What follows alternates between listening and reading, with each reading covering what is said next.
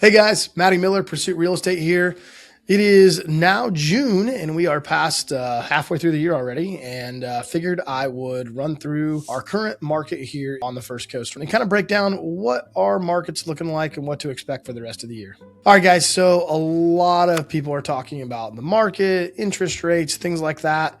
So what we figured we'd do today is just kind of go through the market and kind of give you guys the lay of the land, as we're halfway through the year at this point, a little over halfway through the year actually, which has flown by. But here we are, still making deals happen and doing some things out there, but wanted to run through and kind of look at some things here. So what you'll see in our market at this point, and I kind of use, again, for guys that follow, I use, 3 or 4 different metrics. People always ask about pricing, right? And what you'll find here, and you'll actually see that the sales price, the median sales price is actually up.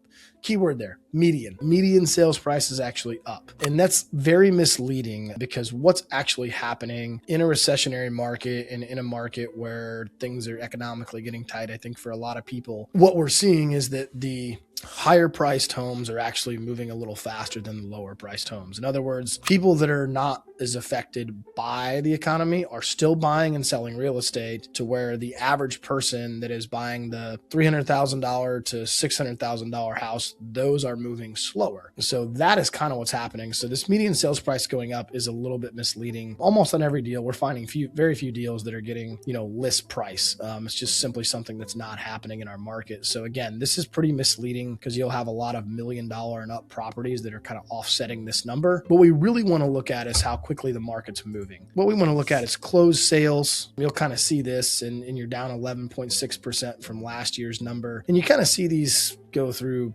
peaks and valleys. This is purely the amount of deals that are getting closed. So that's significantly lower. And if we were to go to closed sales trending throughout the years, this is what we're looking at as well. So this was kind of the peak 2021. We were doing almost 3,600 deals in the month of June. In the month of May this year, we did 2,500 deals total. So that is moving. Maybe June is our peak here. I'm not feeling like June's probably our peak. Maybe it probably was May. So we're going to see this number kind of fall back down, but we're nowhere close to the amount of deals we were doing back in the boom. So we are seeing things take a little longer to move and everything like that. So the other one too we like to look at is new listings. And actually I want to go back over here to new listings. So what we're kind of seeing is new listings and new pending sales is probably the number one factor of how things are moving. So new pending sales, this is the amount of properties we're putting under contract every single week. As you can kind of see, it looks like, April through May, March and April was really pretty good.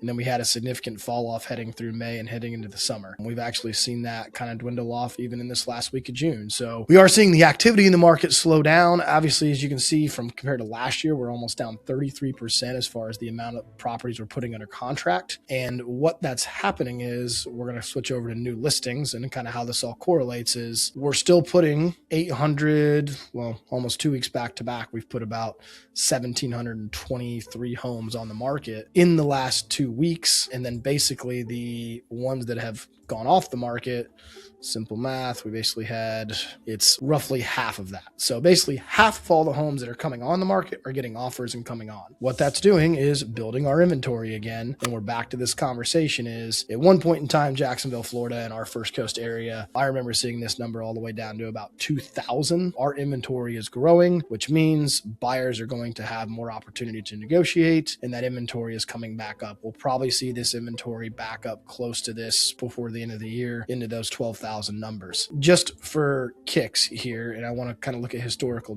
data of inventory is what we want to look at, just so you guys understand the difference between what happened in 21, 22, 23.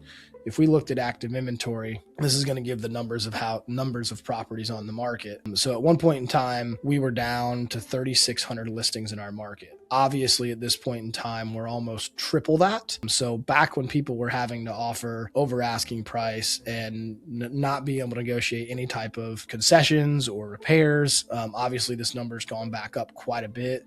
My belief is that it'll probably continue to go up, especially through 2026. And that all kind of depends on interest rates. So right now, in summation of all this data, buyers still have the ability to negotiate. Sellers, you're going to need to understand that if you may have an offer, you're probably going to want to work with that offer. There's a good chance that there may not be another offer kind of comes through. So be very, very patient as a buyer and as a seller.